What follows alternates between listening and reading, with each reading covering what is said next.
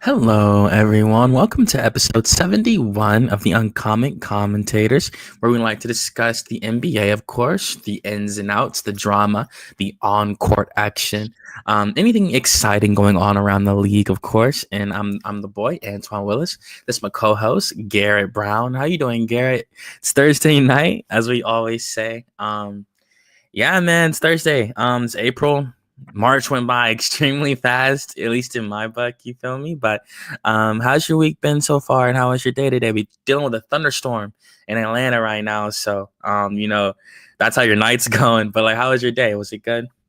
Yeah, brother, everything is good, and I hope Mhm. you're safe through the thunderstorm. So hopefully everything goes okay. But yeah, I'm doing all right, my man.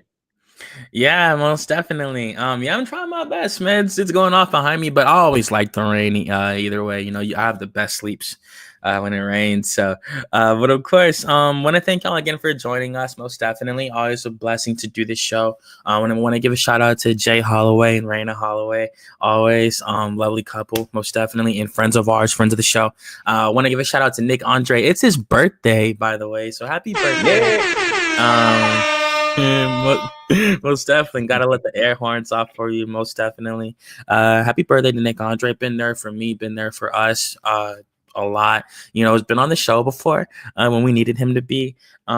Great sports pundit. If y'all don't know. And yeah, go watch his show that he does with Jay and of course, Olivia Pope, called The Best Damn W Show. The boy Wiley, who's also on the ones and twos right now, as always. Also does this show as well. And you can tell from all the effects you're hearing right now, he does a pretty good job, most definitely. So, yeah, I want to thank y'all again for joining us. Absolutely. We have a great show for y'all today. With our first topic, obviously, we're going to start off with the massive news of what's going on up north in Denver, Colorado. We saw the Michael Malone. He was with the franchise for 10 years. He was the head coach that helped them win their first ever NBA title back in 2023. They fired him just this past. I think yesterday. Pretty thing, I think it was yesterday. They were 11-13 since the All Star break in February. So they had dropped down to about 20th in defense in the league. So given the fact that they do in fact have an all time great on the team, there's a certain standard, a certain championship standard that even the GM said himself in a statement when he was let go. He was saying like it's a certain championship standard that they have established with the franchise that they do want to maintain, and I can't blame them. Once you taste gold of that magnitude, you can only want to stay there, especially when you have a superstar like Nikola Jokic on your team. Having a player of that magnitude gives you a championship window, like we saw. So like I mentioned, they were 11-13 since the All Star break, but he was with the team for 10 seasons. So it's pretty crazy to see him go. They did also fire general manager Calvin Booth, who was with the team for 3 years. Many fans weren't really impressed with Mr. Booth, given like the moves he really didn't make during the offseason. Obviously, they lost Contavious Caldwell Pope and they lost Bruce Brown Jr. And Jeff Green as well. All three veterans that really were big pieces of their championship run when they won against the Heat back in 2023. So what was your reaction to the firing, Garrett, of both the GM and the head coach? And where do you think Denver goes from here? To the fourth seed in the Western Conference with the playoffs slowly approaching. And like I said, they do have a superstar at the top of the roster. Nikola is currently top three in all three facets of the game: point, scoring, and assist. He's actually I'm about to be the first player, I'm pretty sure in NBA history, to ever finish leading the league and being top three in all three categories. So what do you think Denver does from here, and like what do you think was the reasoning behind them firing Michael Malone and Calvin Booth? Well, I think I wasn't really expecting it because of the fact that you do this when you're about to approach for the playoffs, and the playoffs are right around the corner. It's the same situation with Memphis when they fired head coach Taylor Jenkins. So, eh, and typically when you see a head coach getting fired, normally that takes place during the off season. Now, right now, Denver is ranked 21st in defensive rating at 116.2. So clearly, their defense has taken a big hit this year, and that's where Nikola Jokic's frustration has taken place with this team, with the team's defensive struggles. And clearly, they're not the same defensive team that it used to be when they had KCP and when they had Bruce Brown, right? So it's where they have not been able to really upgrade the roster to a certain extent. Yes, they acquired, Russell Westbrook and other guys to try to make the roster sustainable as possible, but it has not turned out for them.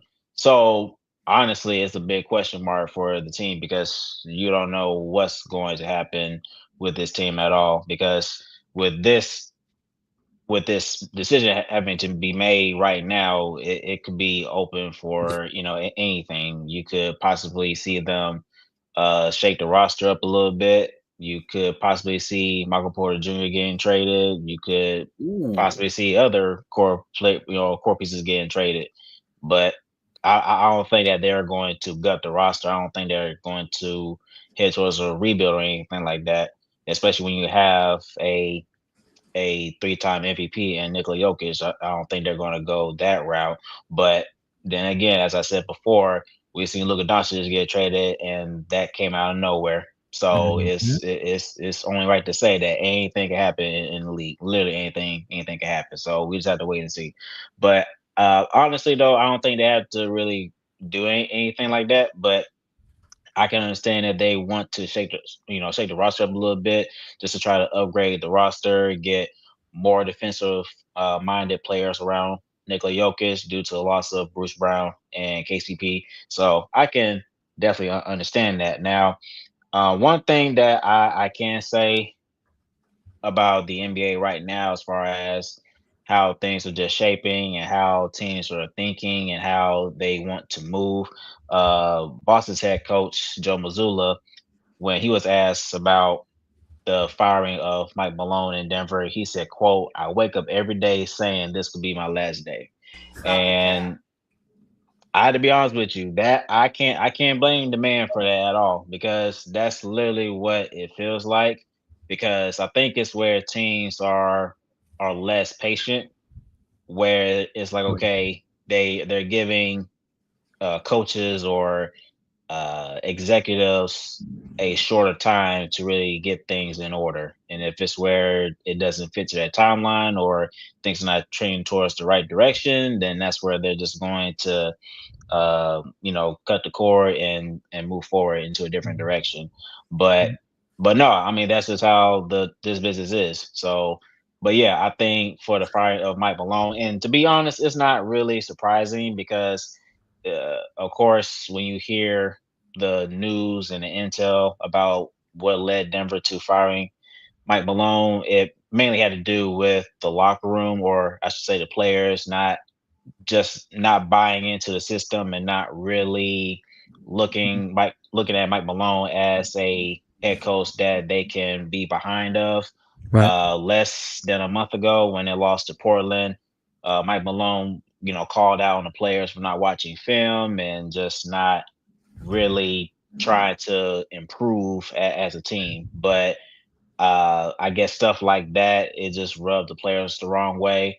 Of course, coaches, they want to keep it honest, but at the same time, you have to understand that these are your players, so you have to really send the message in a different way. So, but yeah, I think that for Mike Malone, I don't think it's going to be long. Neither for Taylor Jenkins for them to be unemployed. They're going to land into another spot soon. So I'm not really worried about that. But of course, for Denver, I don't know who there's going to be their new head coach. But I mean, it's possible that we could see multiple changes to happen from other teams. So we just have to wait and see. But yeah, they have a lot of holes to fill with their head coach opening and their GM opening. But yeah, I think that there's not necessarily a something that has to be fixed in a significant way where you're having to trade Jamal Murray or Nikola Jokic or anything like that. Because to your point, they're top four, top five seeds, so it's nothing where they have to fix anything major. I just think that they just need to find other pieces that are better, but a better fit for this team. And I think they're good back on track. But yeah, I'm sorry to see Mike Malone leave. He won a championship for the city. So, but like I said, this is a cold business, and that's how it works. So I wish him nothing the best, and I hope he'll find his next landing spot pretty soon. Yeah, man, it just goes to show, like, I want to piggyback off what you said when you mentioned how brutal the sport is. Like, it really is kind of ridiculous, to be quite honest with you. Like, these dudes are winning coach of the years, they're winning championships, like, and like they're leading their teams to deep playoff runs, and they're still getting let go in the midst of seasons. Like, this man, like, they were still the 4th seed, and maybe the reason, like, and maybe the reason they're 11 and 13 are some of the reasons why they were losing. Like, I mean, not losing, like some of the reasons why he was calling them out, like when like not watching film, not trying their hardest. Maybe that's one of the reasons why they were producing so many negative results on the floor. We know how it can be when you crack the code and you finally become a champion. Like, it's hard to maintain that same level of hunger that you had on your way up when you were still just contenders in the Western Conference. So obviously they knew they had a massive target on their backs when they first won the championship in 2023, and we saw the Boston Celtics indirectly dethrone them and become the champions themselves. So obviously we know that Denver, and they didn't expect, I'm pretty sure like they lost in like the second round last year, so it was just a complete disappointment for the Western Conference champions, the NBA champions, I should say. And I think for Denver right now, I like what you said. Obviously they still have a superstar at the top of the roster. It's really all about finding a new coach that can mesh with this system. I liked Michael Malone. I do think the firing was unjust. He showed that he can coach this team and lead a team, like establish the culture, like out coach other coaches and be the last coach standing at the end of a team. Even how he out coached Darvin Ham that one year with the Lakers, and really became the Lakers' kryptonite in the Western Conference, to be quite honest. And I get it. There was times that Michael Malone, there were reports of him screaming at the players, like during practices, during timeouts, during huddles, during like film sessions. He would always be so intense and so passionate. And I definitely think when he became a championship coach, that definitely elevated his ego, absolutely, as it should. It's really hard to be on a sideline when you go from coaching. You're not coaching high schoolers, you're coaching grown men that have egos themselves. So it's really, really hard to do that. There's a reason why the coaches themselves also get paid millions of dollars. It's not easy to be an NBA head coach, especially especially on this landscape.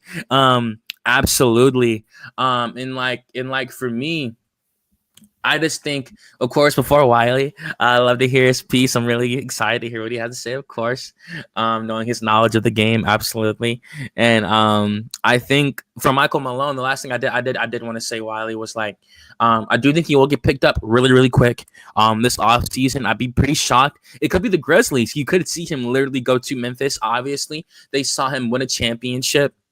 They know with a young team like the Grizzlies, we know Ja, obviously he did the whole gun thing again, but there was one point in a game previous where he actually did a grenade and he threw it in the crowd and stuff like that. I say all that because obviously Michael Malone can help this team mature. Absolutely. They love Taylor Jenkins. You heard how hurt Desmond Bane was to see him leave. He took full accountability, saying that coach wasn't on the court. He's not having to guard players. Like, it's us, and probably the reason why Jenkins was let go. Like I mentioned, Taylor Jenkins did have a 250 to 214 coaching record after 6 seasons in Memphis. So I do think that Michael Malone will get picked up pretty quick.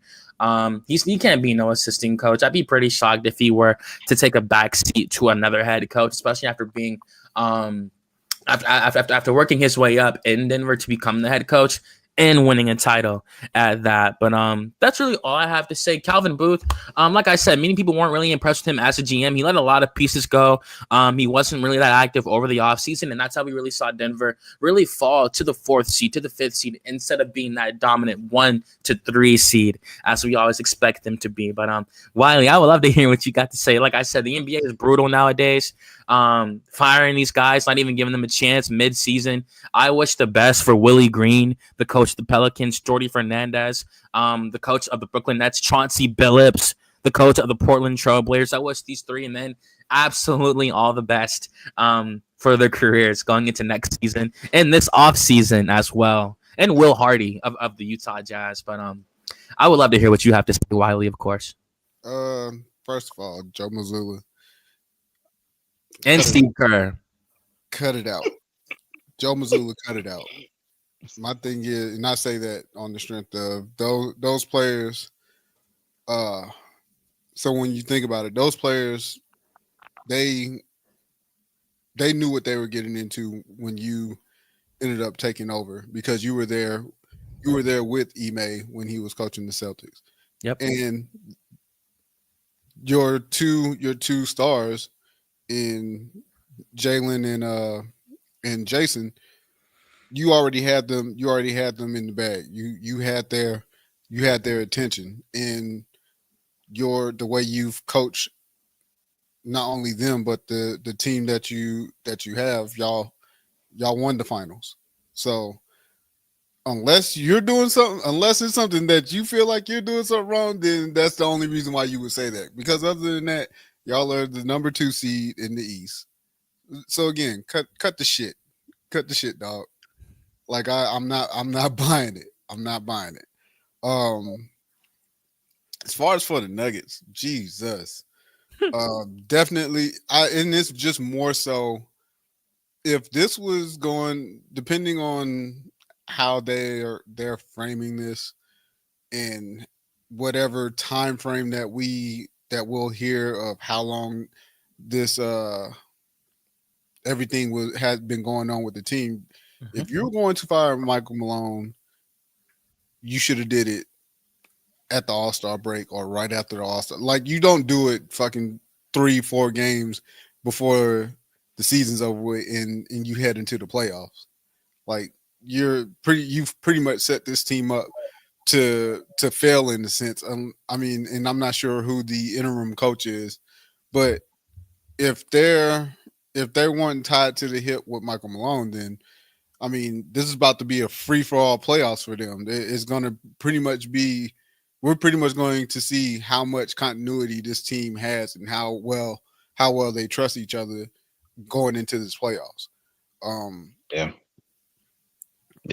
Calvin, because I mean, because I mean, it just sounds like, because to your point, Wiley, that it's just strange how, like I said, when Memphis fired Taylor Jenkins and then Denver firing Mike Malone, like the playoffs are literally right around the corner and you're doing this just now. Right. So, I mean, for me, it just seems like, okay, now for Mike Malone in particular, with the locker room issues that they had, to your point, yeah, if it was that toxic, then you should have done it like around, All-Star break, because even Jokic even said, like, he knew what was going on. He knew that he was on the verge of getting fired, but it just doesn't make any sense when you do it like at this point. So I mean, because I mean, you're a top 4 seed team, so it's not like this team never had a chance of potentially, winning a championship, even though that I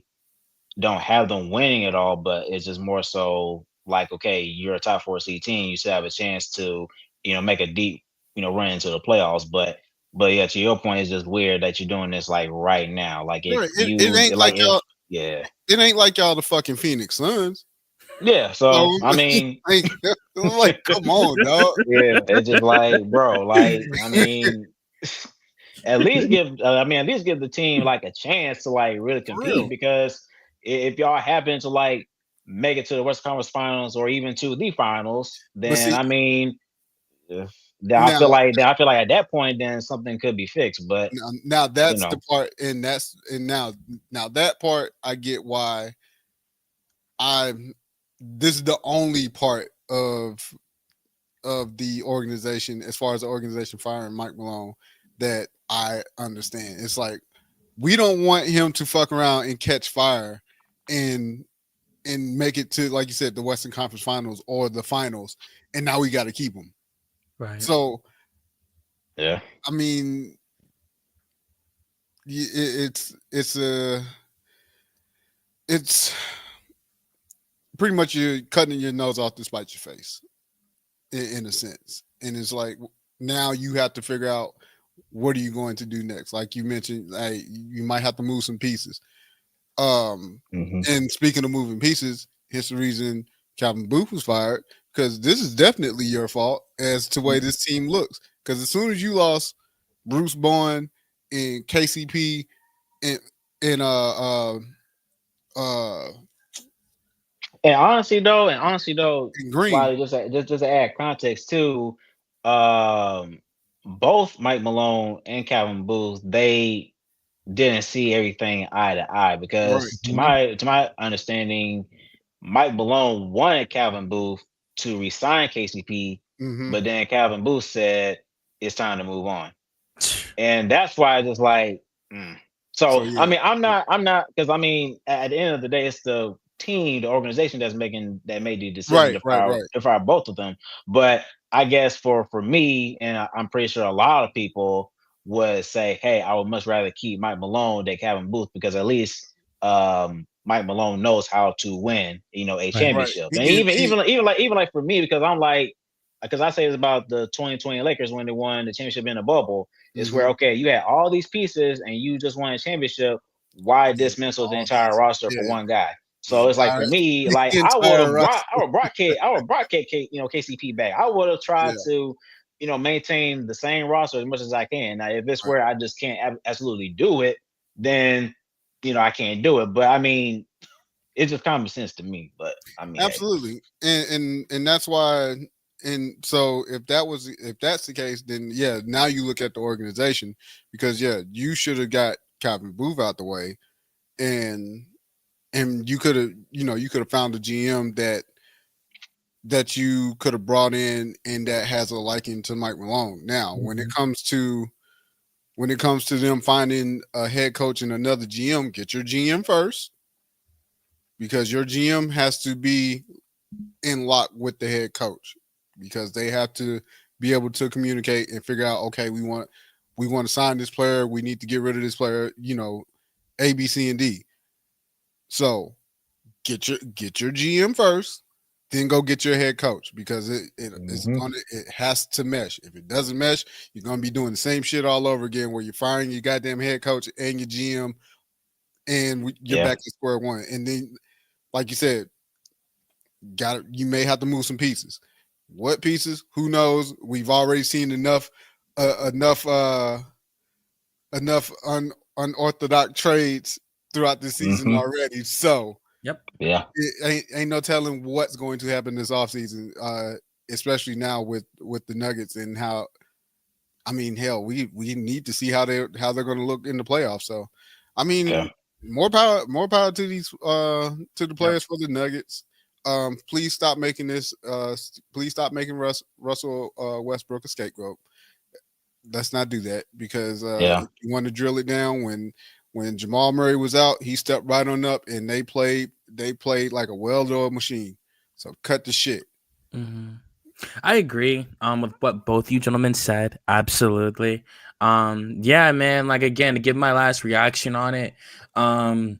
I think Michael Malone was a scapegoat. I think the players got lazy 100%. I think they got complacent. You can see it on the floor. You can see it in the interviews 100%. I think Jokic, he's going to continue to be like that. He's just really skilled, super talented, arguably the most skilled big man we've ever seen in terms of what he can do with the ball. We just had another 60-point triple-double, then like a 40-point triple-double. But like triple-double last night. Like, seriously, it's crazy, because like they're losing these games, and like it's really, really unfortunate. And for that to happen to a team that looked as dominant as they did just 2 seasons ago, it truly is. I don't want to say ridiculous, but like, because obviously, like, they're still the 4th seed. I don't want to be lazy and claim something that isn't true. I just think that obviously with the firing of the GM and the head coach, they really might not know what direction they're trying to go right now. They're solely built off Nikola Jokic. If at any point in time he becomes unsatisfied with the shape of this roster, this franchise is doomed. I don't think they will be able to replicate his production. Any player on this team will not be able to step up like a Jimmy Butler leaving Miami and Tyler Hero stepping up kind of situation. I don't think it'll be like that. Well, hopefully they're smart enough to get the amount of trade value for Joker. Man, I'm hoping that they're smart enough to at least do that part. Oh man, like that. What you can get everything for him. Like it really just depends on like what franchise he would go to. Only other team I could really see him. I could maybe see him play with Luka because like the relationship that they have. And like, you know, the Lakers always try to have all-time great players on their teams, and they're pretty good at it with their cap space and like their cap allocations and stuff. And Rob Pelinka, he's always making the magic work and stuff. Obviously, if they were to package like Austin Reeves would 100% have to be a part of that package on top of all their other pieces as well, seeing how Austin Reeves is playing absolutely amazing right now alongside Luka. But yeah, man, even again, just to end on Denver, it's unfortunate to see him go. I don't like seeing any man lose his job. Granted, these guys are millionaires. You feel me? Michael Malone is a millionaire. He is going to get picked up super duper fast. Even though they're millionaires, he could retire right now. They don't want to sit at home. They don't. There's too much money to be made, and they love coaching. They love being around the game, going state to state, country to country, playoffs, sold out arenas every night. Like you gotta love it. The spectacle every day. So, Calvin Booth, he didn't have the best performance as a GM, like I did say. I say that to say I don't know if he'll get picked back up as a head GM, maybe an assistant GM. He was good enough to get hired. You know, he was there for 3 years. You know, obviously that was his performance, and we saw how it went. But I think maybe in another assistant role, he can maybe redeem himself, maybe learn the game a little bit more from a manager role, and to see where he goes from there. But Denver, like I said, they're fourth in the West. The playoffs are approaching. I don't know what happens to them now. Like it's just pretty interesting to see what's going on with the team. Like, because you have a coach in David Adelman, by the way, that's the interim head coach at the moment. I don't think he has that much playoff experience. Of course, not as much as a champion as Michael Malone. So in those big moments, in those game sixes, game sevens, if they make it that far, I don't know how he's going to perform in those kind of situations. So, like I said, they're fourth. So if the playoffs started today, they would face Kawhi Leonard, James Harden, Norman Powell in the Los Angeles Clippers. So it'd be pretty interesting to see how that goes. Speaking of the Clippers, I want to give a shout out to Ivica Zubac. He's averaging 17 points and 13 rebounds this year. Real 16.6 and like 12.6 if you want to round down and stuff like that. But if you go on his ESPN and go down, he's had multiple 2020s this year. He's playing absolutely phenomenal, and I was not aware of that at all. When I saw like that, those are his averages, not like his monthly average. His season average, and he's played like 77 games this season. So to see him like be playing that well, the former Laker, Ivica Zubac, just had to definitely give a shout out to him, as he might give the Denver Nuggets problems. He might give Jokic some physicality issues, and he's a great rebounder as well. He currently averages more rebounds than Nikola at the moment. So, and they have a lot of superstar talent still with Kawhi Leonard. Norman Powell's playing amazing. James Harden's playing great, even at 35 years old. So, that Nuggets and Clippers series, they might give them some issues, you know. So we'll see how it goes. And then, hey, I'll be real. I like Tyronn Lue's chances from the sideline in that series. I'm not going to lie. So we'll see how it goes. But, of course, moving on. But we're staying with the Western Conference in this one. I wanted to discuss another big man of the Western Conference, but he's always in the news for all the wrong reasons. Instead, unfortunately, I wanted to discuss the 4-time NBA champion and potential 2-time Defensive Player of the Year, Draymond Green. As of right now, he's sitting as a minus favorite from most of your betting odds, whether it's FanDuel, Bovada, DraftKings, whatever, what have you. He is the minus betting favorite, means he'll probably most likely win the 2025 Defensive Player of the Year award. He's played pretty good this year. Still Draymond averaging 9.6 rebounds and 6 assists. Still doing his thing out in Golden State. He just had 13 points, 8 assists, and 9 rebounds last night. He just turned 35 on March 4th, so he's on a $100 million deal. So they still think he's pretty good, and obviously he's still playing like it too. So like I said, he's always the news for all the wrong reasons, unfortunately. Just recently, he did get into it with Alperen Sengun during a nightly match versus the Houston Rockets. They lost that game where Draymond went baseline and got a fifth foul, which was charged. It was charged on an offensive foul on Draymond and it was also declared a flagrant after he got a technical the play before that on Sengun. Both plays happened on Alperen. So, obviously, we've seen him get into it with multiple players. Like there's the crazy highlights, like last season. I think it was last year with the use of Nurkic when he flailed his body and he smacked him up, and he fell on the ground. Like there's that one picture of him with his leg in between Steven Adams' crotch, and it's just so mean. Like that one where he's digging in James Harden's eyes, and James' eyes are red after. And most notably, of course, the most notorious foul that Draymond ever committed was off the court during a practice session with his teammate, where he did indeed punch former Golden State Warrior Jordan Poole in the face. Now, there's a lot of different circumstances going around that event. Many people don't know what Jordan really said to Draymond that made him that upset. That made him. You see Draymond literally walk over to Jordan, press him like say do something more, obviously those have been in confrontations. If you know a person like that, you obviously walked over to him. It was something along the lines of do something. I'm waiting for you to push me. You see Jordan give in and push him, and Draymond automatically decks him in the face with a right hook, sending Jordan to the ground. It was over after that. And even Draymond Green came out and said that he felt really bad for doing it. Of course, he said that he had no choice, but he was suspended indefinitely after that. There was no timetable on it. They just sent him away from the team. He had to spend time away from the team. I think he got counseling or something like that. And he did indeed return, obviously. And they're still the Warriors as normal. They're still playing pretty good right now. Obviously, they got Jimmy Butler most recently. And they're still Golden State. They won the ring in 2022. But of course, focusing on Draymond, I wanted to ask you, Garrett, the reason why I brought him up.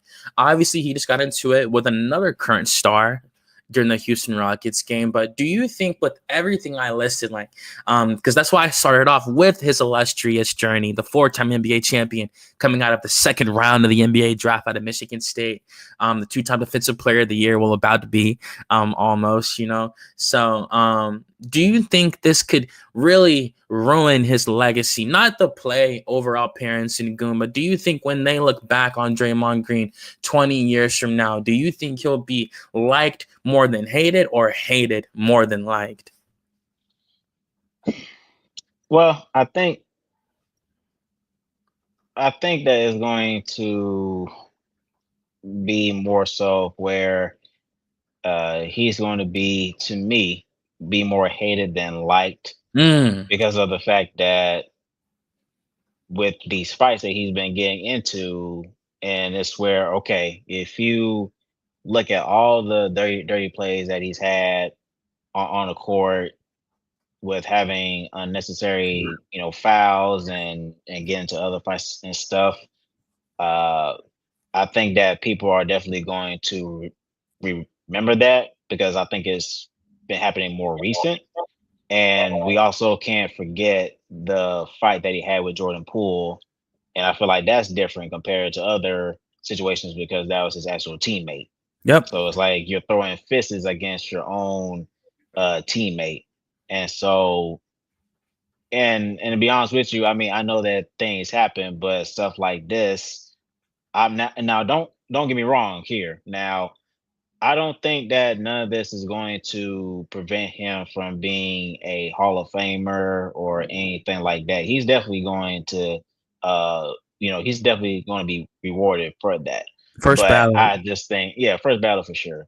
And I don't think that his accolades are going to prevent him from being that either because, he's a 4-time champion. He's a 4-time All-Star.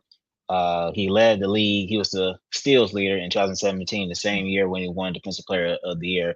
And to your point, he could potentially win it again this year. So, I don't think none of this is going to prevent him from being a future Hall of Famer or anything like that. But I just think that and I think I'm only saying this from a player's perspective. I'm not speaking for the media or anything like that. I just think that for players that have played against Draymond, I think they will say he's more hated than liked. And I'm just saying that across the league. I'm not just referring to players that he's had these confrontations against, with. I'm just speaking throughout the entire league. I think that's what people would say. But then again, we've seen players that are labeled as dirty players. We know Wiley, he's labeled Chris Paul as a dirty player. We've seen players like Patrick Beverly who's been named a dirty player. So You I did like mean, Chris Paul's. I knew he was gonna say. well, hey, so there's always one in the family, right? So, but nah, that's how that's just how it is. So, but no, I think for Draymond, like I said, if his career ended today, Mhm. for me, I would give him all of his credit because he's been to the Golden State's organization. I think he's going to retire there as a Warrior, same along with Steph. And so, I mean, he was one of the, he was their part of the core three. He was one of the reasons why they've won 4 championships. So, and he was part of that dynasty with that team. Yep. So when you take all that into account, uh, what he's done against other players with these confrontations, I don't think that's going to outweigh what he has done as a player from a production standpoint. Because there's not many teams in the NBA. When you look at it, in the history of the NBA, there's only a handful of teams that you could say, hey, that team was a dynasty. I mean, we could say teams like the Boston Celtics in the back in the day when they Spurs. had Larry Bird and those guys, the San Antonio Spurs with Tim Duncan and Tony Parker, Manu Ginobili. Of course, the Lakers are going to be one of them, and then you have Golden State. And if there's any other team that I'm missing, my apologies, but I'm just saying there's only a handful of teams that you could label a team like that.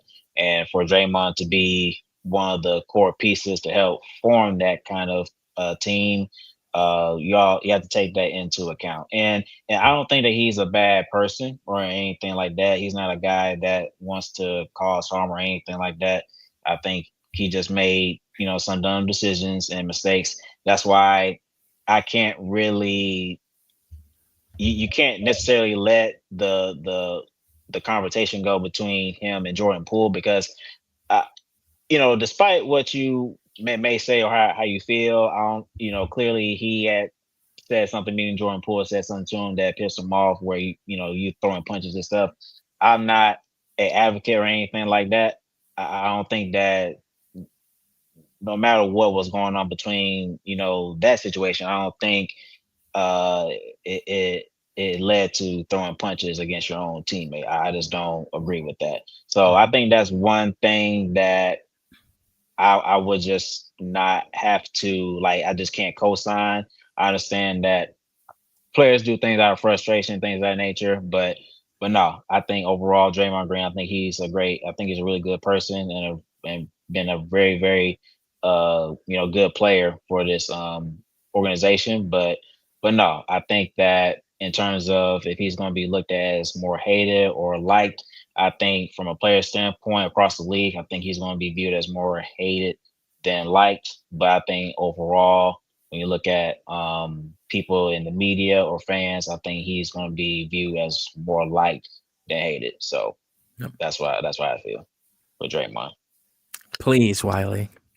Oh no, Dre, it's gonna be a split. You're gonna have you're gonna have a lot of people that, I mean, hell, you have a lot of people that cannot stand Draymond. You have people that love Draymond. So it's going to be a split, like you said. From a Hall of Fame standpoint, none of that should not affect his Hall of Fame status. Although we have no clue what the criteria is when it comes to the Hall of Fame. That I think that's one thing. That might be a topic. That might have to be a topic for another episode. Like, what's the actual criteria when it comes to choosing players for the Hall of Fame?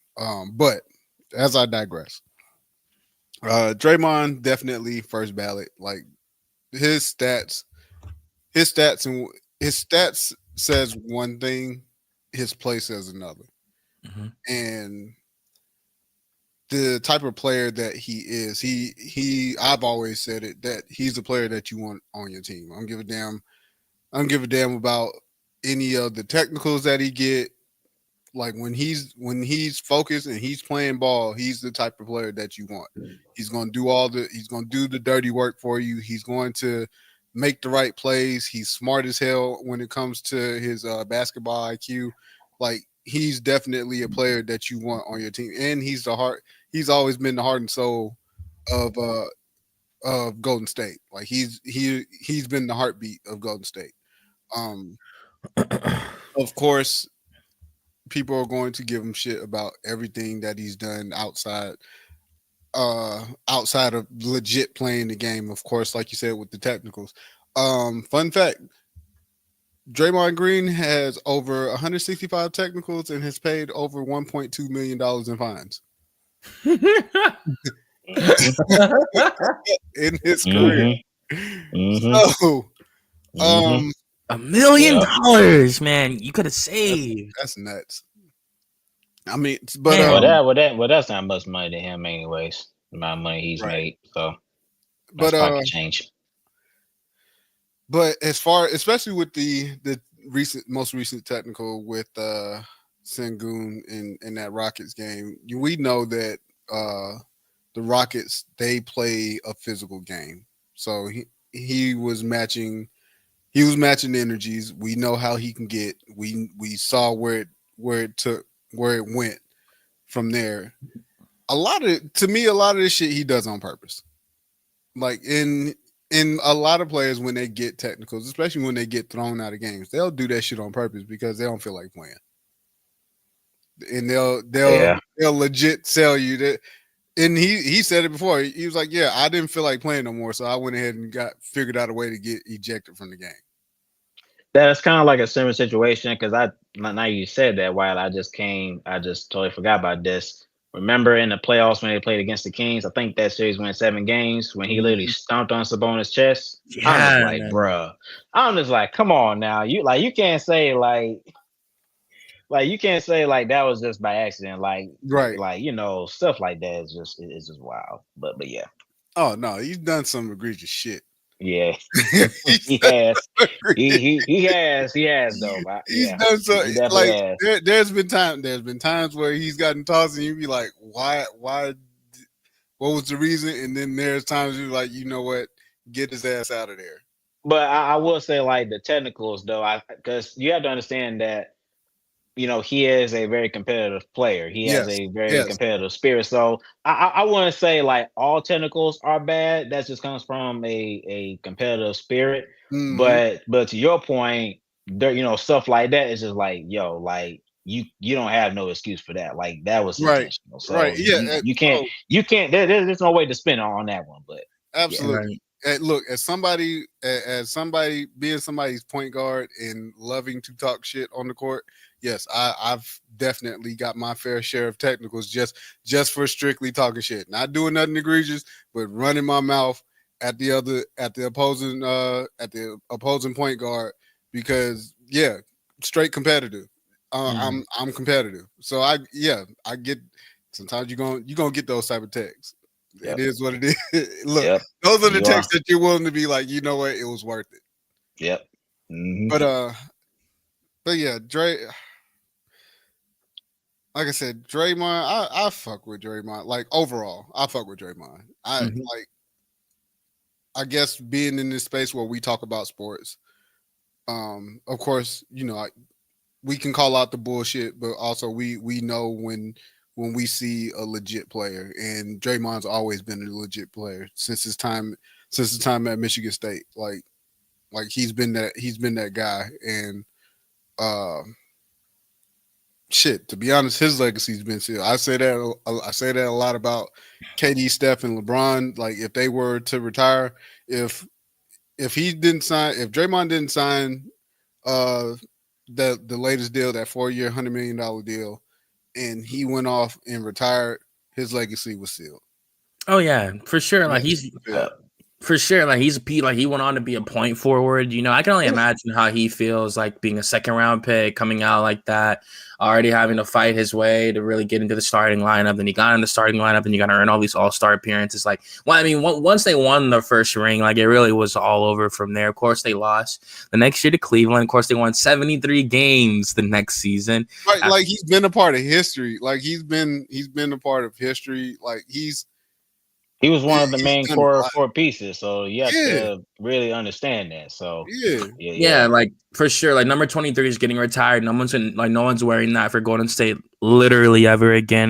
They're gonna have all three retired. 30, 11, like Denver. Like for real, yeah. I mean, either way. To answer the question, like, no, I don't think it's gonna ruin his legacy or anything like that. Like I think some people aren't gonna like it. I hated that Jordan Poole stuff. I'm not gonna lie. That really pissed me off. I'm not gonna hold you, bro. Hey, he sucked shit. He sucked the shit out. It pissed me off, man, because it's like, man, like, it's all off. Like, don't get me wrong. I mean, I was really fucking angry, man. I'm not gonna hold you, bro. Like, to see the video, I was like, yo, he really. He'll do that to you. He has that in him, 100%. He'll do that to you, bro. Like in front, I can only imagine how Jordan felt getting put in front of the whole team, like your Steph's right there and all that, bro. You just got to see it happen, and you just got to see him come out after, and y'all just gotta be cool on the court and stuff like that. And he was showing that he was fucking with him like that, and like they did indeed trade JP. They had to choose either or, and they chose Draymond, and like that was it. We knew that they were going to choose Draymond over JP. And they had already given Jordan Poole $140 million before that. But also, they let you know that these contracts aren't don't mean nothing. Like they already had him like strapped in the seatbelt, and they gave Draymond less, and they still traded Jordan. Like they chose because Jordan, like, you know, he was taking some some wild shots here and there. Of course, it's phenomenal performance on that 2022 title run, which was why he got that $140 million. Absolutely. So he still has a bright future. He still has a bright Wiggins. Like, yeah. Played out their minds too. They played out of their minds that on that playoff run to the championship.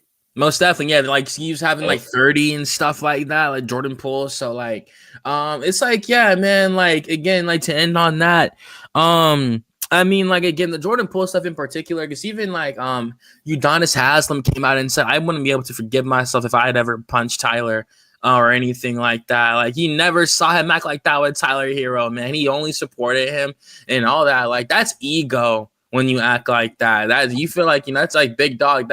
That's like until somebody else walks in the locker room, like, you know, a DeMarcus Cousins or a Zach Randolph or, you know, somebody like that, you know, someone that he's literally not gonna do that to, you know. And it's kind of like old school bullying type. I mean, you're messing with a younger guard, and man, you're a solidified veteran and stuff like that.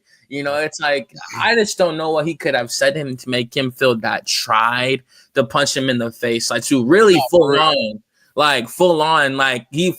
he knows he punched him as hard as he could. And like, bro, who sucker punch? Like, yeah, that too. Because like, you know, you got you pressed up on Jordan, getting you forcing a reaction out of him. And when he gave it to you, you know, you socked him in the face, you know, and like it is what it is. I'm not trying to, you know, there's some Dub Nation fans that listen to this. It's not too harp on any of the bad things that he's done in his career. Obviously, and there's a lot of positive things that he has shown on the floor. It's just a matter of I mean, is it part of his history? Like 100%.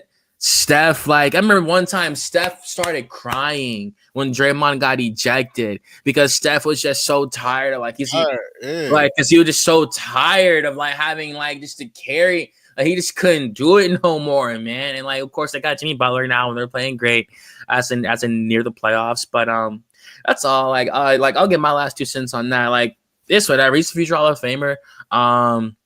one of the greatest Warriors ever. Top 10, 1000%. One of the top, you can say top 5 Golden State Warriors ever. Up there, Rick Barry, all those dudes, 100%. Of course, we got Chris Mullin, Mitch Richmond, but these gentlemen won championships, of course.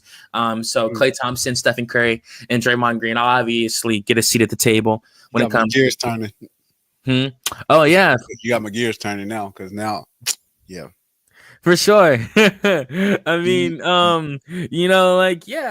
so like either way, like I say, he's a future Hall of Famer. Obviously, we just saw the Hall of Fame class get announced. Shout out to all those dudes, Dwight Howard, Carmelo Anthony, most definitely. And of course. Got to. It will be crazy to see Draymond Green make the Hall of Fame. Not like it'll be a surprise, of course. It'll just be crazy to see him, go from getting drafted to winning a first ring. He won all these awards to make the All-Star team, made himself a popular player, the Draymond Green show, Baron Davis. So he can't stay off of there nowadays. And even then, just to get the last reaction, he actually thought he thought that flagrant was hilarious. He thought it was absolutely comical that they gave him the technical. And like in the flagrant when he went baseline. They gave him a 5th foul because remember they lost that game. He was really, really upset, and he went on his podcast and said that was absolutely the swinging pendulum in the game at that time.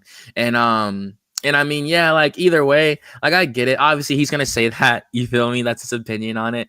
Baron Davis also backed him up. He said he thought the call was a little egregious to give Draymond a flagrant for going baseline and stuff like that. So. Either way, like that's Draymond. You feel me? You just have to get used to it.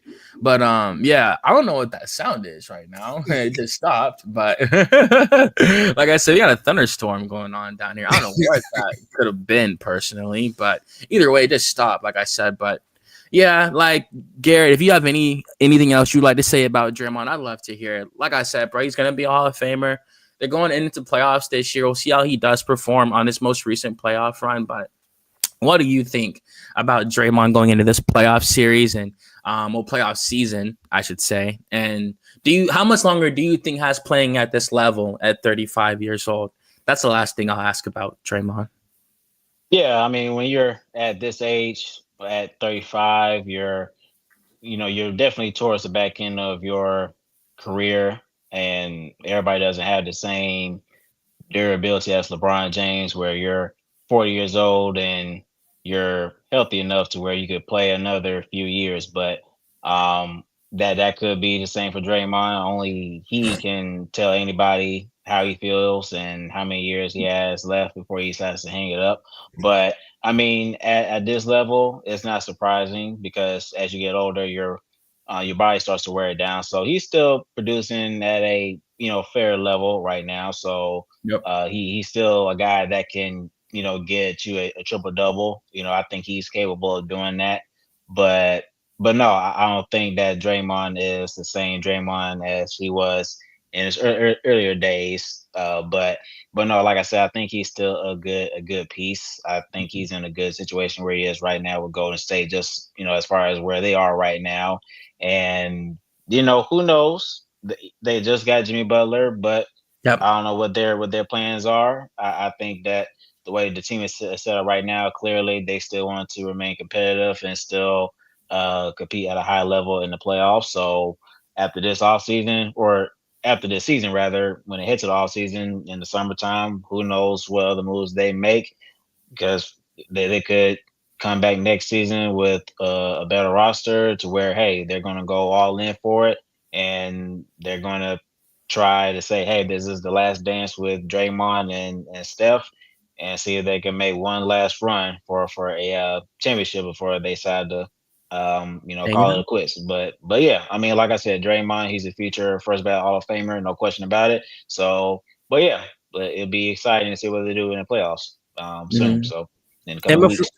And before you answer that question, Wiley, Like, and when I mentioned his age, obviously he like Garrett said, he still gets you a triple double. He just had 13 points, 8 assists, and 9 rebounds literally last night. So I mean, does he still like at 37, does he still, like, if he wants to keep playing and he still feels good, can he still get like $100 million deal at 37 and stuff like that? Like, how much longer does he have before? I think Whoa, now. nah, You got too much dip on your chip.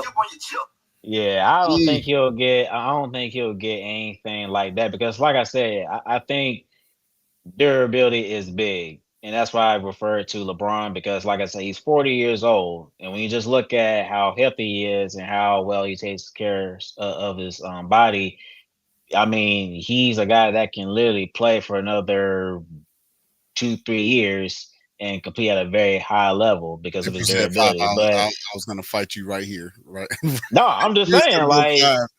I'm just saying, like, the fact of the matter is like, because like I said, once you get older, your body wears down, and you're not going to be able to contribute to the team like you used to do it in your younger days. So I just don't see that with Draymond. I think at that point at 37, he could get you a triple double, but it's not going to be as consistent as he used to do during his younger days. I think he may get you one here and there, but I think at that point, 37, I think he's going to, take a Udonis Haslam kind of role, where he's just going to be there for, from a leadership standpoint.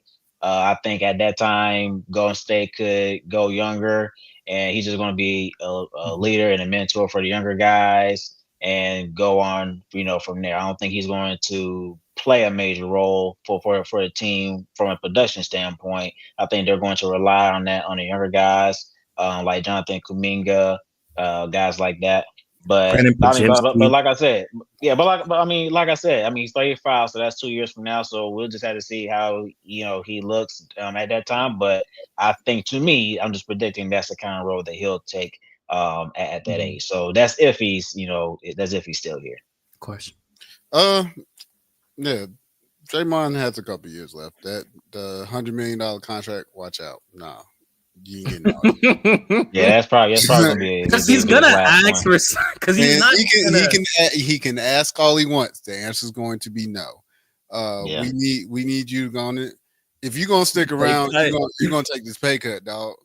Like we understand what you mean to the team. That's cool, but also like we gotta usher in a whole younger core and make sure that this team continues to run after you and Steph and Jimmy get up out of here. As far as his play, like, hell, to be honest, he can do exactly what he's doing right now. Get out there, pretty much run the play, lead the play off, help facilitate, grab your rebounds, get your assists, get you a couple points, and like you said, mentor the young guys.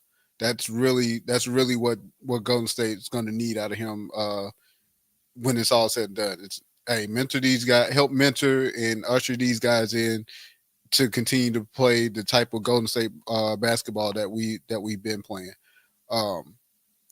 And once your number is called to get out of the court, you do what you normally do. That's really all they need him for. Don't have to go outside of that box. He stays in that box and keep his play relatively flagrant foul clear, right, and you're good. Mm-hmm. So yeah, I mean, like I said, Hall of Famer, can still play a couple more years, but it's just more so, hey, we need you to step in and be that veteran for these younger guys, so that way they can carry the torch and continue to play Golden State basketball. Well, I do want to say this real quick, because I know we talked about this topic earlier, but I just saw this. So Denver, they are expected to try to make a possible reunion with former GM Tim Connelly from Minnesota. Mm-hmm. So I just find that to be ironic. So hey, big head. It's literally what that is for real.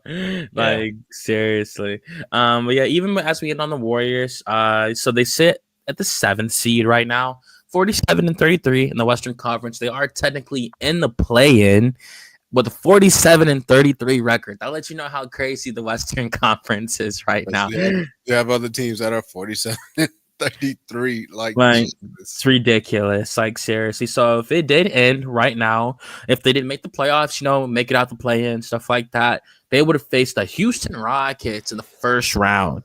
That would be pretty interesting. I do think Golden State could beat them off their veteranship, the championship experience, stuff like that. That'd probably be one of the best series in the first round. I think would be seriously underrated. But of course, that's my last 2 cents on Golden State. Just wanted to set the foundation for them heading into the future. That's their next step. I do think they will make it out the play-in. Absolutely. I'd be shocked if they don't.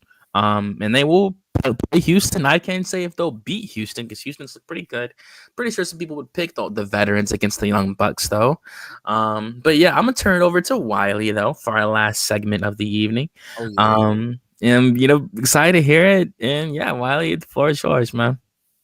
All right. It's a new show in town. And it's gonna be fun. So I just came up with this show today while at work.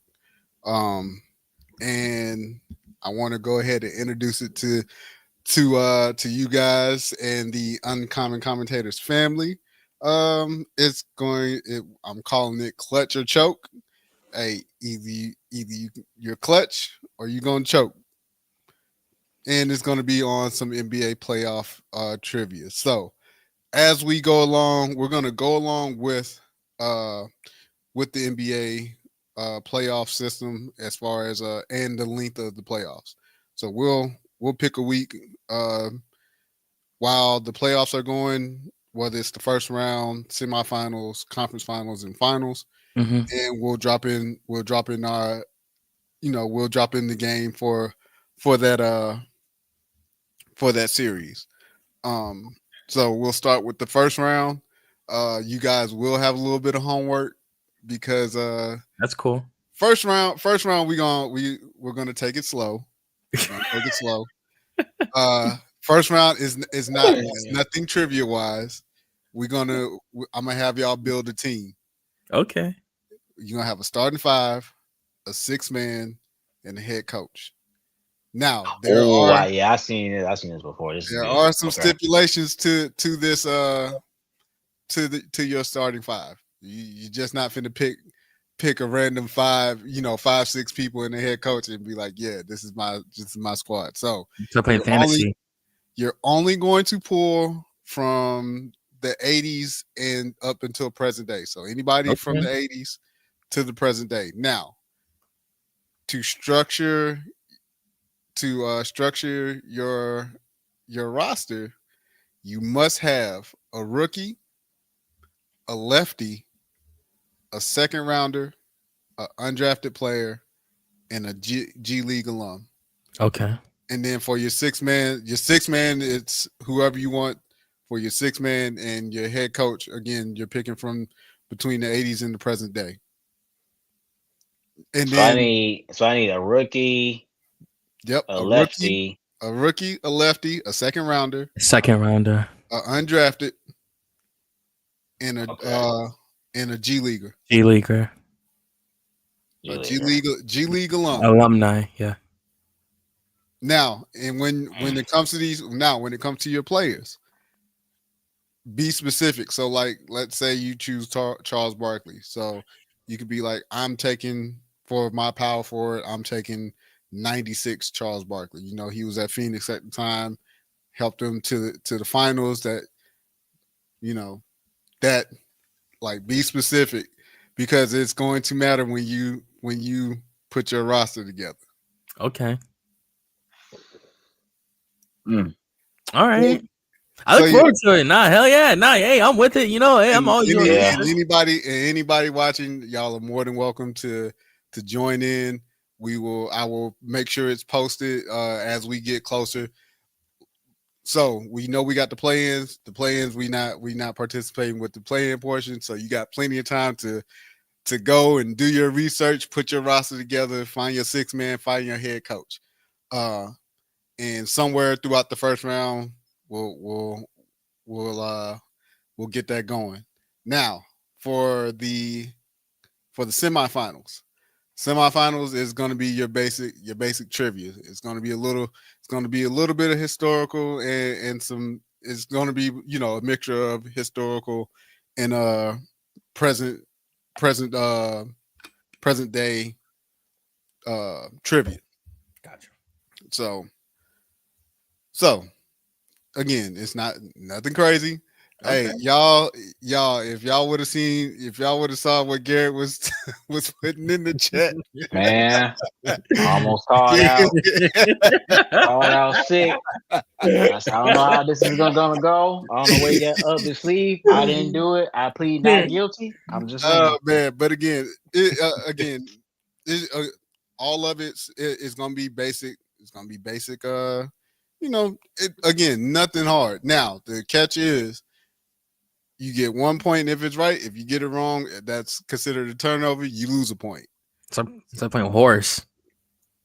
He said we playing horse. And then as we move on to the conference final, we're gonna do like a this or that type deal, where I'll say this player scored 50 points during the conference final, and it'll be between two players, and you'll have to pick pretty much you just pick the correct player. And then once we get to the finals, that's when we'll have 3 questions that we worth 3 points each. Those will be the ones where you have to be on your toes a little bit. And they'll more than likely revolve around finals, NBA finals event, game. So as we get to each round, I'll been to carve this out a lot better, and when we get ready to play, I'll have all my rules together. But I at least wanted to put this out there. Of course, if you guys, once we get to the finals, if you guys tie, we go into overtime. And I have a good one. I have something good for overtime. I will keep that in the tuck. But again, for everybody that's watching and listening, if you would like to play along, please do. We would definitely like to see, especially with this started with the building your team. I would love to see everybody's roster and how they would construct it, especially with having to have, again, a rookie, a lefty, second rounder, undrafted player in the G League. So that's the game. Clutch or choke. We're gonna have us a good time. Again, it's going to be as the rounds go. More than likely it'll be in the middle, and it of course is going to adjust as these games go, because of course you're going to have team. You may have a team that gets swept. You may have a team that go all 7. So we'll figure out a time frame to get that off in there during each round. But hopefully this I feel good about this, fellas. I feel good about this. I think this will be fun. Me and you both. Hey, I mean, it's basketball talk at the end of the day, and I'm always trying to make sure my memory is refreshed. I'm always on my toes. I like being prepared for whatever, at least the most I can be. Look, it's basketball. We've all been watching this. We've all been watching this for as long as we can remember. It's the fact of, I'm just glad I'm not participating. I get to be the host. I might show up in a blazer shirt and tie for y'all, just for the aesthetics. Look, you might as well look. Hey, I might even have to buy the little skinny. I might even have to buy a little skinny mic that like Bob Barker. Hey man, the price is right, like for yeah, you might as well. But like I said, I'm not gonna make this hard for y'all. It's gonna be a good time. It's gonna be a good time. Okay, all right. Look, I'll be waiting on it. Y'all get to face each other. Okay, yeah, hey, it's y'all get to face each other. So It's between you and Garrett. Me, I I'm thought just this was gonna be like a grenade or something like that. Cause like, Like, bro, Bob, you don't know where it's I coming don't know from. what this man got up his sleeve. I don't know. nothing up my sleeve, y'all. I'm just out here trying to have a good time Uh, and test a little NBA knowledge out in the world. That's it. that's good though. I mean, hey man, I appreciate you for keeping me sharp. You know, I can only appreciate your Yeah. effort. You know, so I mean, outside of that, Look, just imagine if I did this with the best damn W show and shoot, man, listen, between women's college basketball and the W, oh Lord. But of course, with all three of them, I really got to dig in. I really would have to dig deep because they are knowledgeable. They are Yep. super knowledgeable. mm-hmm. Yep. But no, that's it, fellas. That's all I got for the show. Like I said, it's going to run as the NBA playoffs run. Again, we're going to go all the way to the finals. Yep. We'll announce it ahead of time. We'll be on Twitter. You know, we'll post it on Twitter so that way people can play along. We'll, you know, if you respond to Twitter, we'll pull some and post them on here on the live show. Again, we between y'all, of course, it's great competition, but also would love for our audience to join in and get in on the fun as well. Yeah, no, man. Like, I really appreciate it. I'm really excited for it. It's a brilliant idea. Now that you've explained it, I really do look forward to digging in this weekend as much as I can. I mean, you might be talking about the 80s. I'm gonna dig into the 70s just in case. You never know what this man might have up his sleeve, you know. So, yeah, man, that was it for me. The 80s is just the 80s is just for the team. Now, I may go back a little bit. There's going to be a little. Of course, there's a little bit of history that you should know when it comes to the league. So, of course, and again, it's going to be there are going to be multiple choice questions. So you'll be able to guess some of these you'll be able to figure out with ease. Right. Okay. Now, I mean, I at least appreciate you giving us options instead of us having to vaguely try to answer. I might change my mind. I don't know yet. Out of the massive encyclopedia book that is. Man, Antwane, don't say nothing else before he changes his mind, man. Like, for real. Like, don't say nothing else. Seriously. Nah, for real. I look forward to it again. I'm always up for a challenge, like I said. Most definitely. But that was it for me tonight, Garrett, unless you had anything else that you had to add, of course, on the 71st episode of the Uncommon Commentators. Most definitely. Yeah, I'm looking forward to the trivia game. I think it's going to be very, very fun. I am a little bit more relieved now because, like I said before, I was really going to take a day off from being sick. I was going to call in, but now I'm all good, so I'm up for it. But yeah, tonight was a great episode. So of course, thank you guys for tuning in with us and hanging out with us to talk hoops. And of course, we're going to keep this going. So thank you all for your time and your support. Thank y'all so much. God bless y'all. March Madness is over, but the playoffs are approaching soon. It's not even no WNBA. Of course, the draft's coming up pretty soon. Really excited to see where Paige Bueckers is gonna go. Pretty sure I got a pretty good idea, to be quite honest. But yeah, either way, really excited to watch these playoffs. It's gonna be incredible. Like I did mention, the 7th seed in the Golden State is 47-33, and the 8th seed is 46-33 in Minnesota. So it's gonna be crazy playoffs indeed. Really competitive, regardless whatever seeding you see take place. So we're close. Gonna have a lot to talk about, and obviously we got a new game that we're gonna be covering throughout the playoffs. So look forward to that. And y'all have a blessed weekend. Thank y'all so much for joining us on the Uncommon Commentators, and God bless y'all, most definitely. Give me my theme music.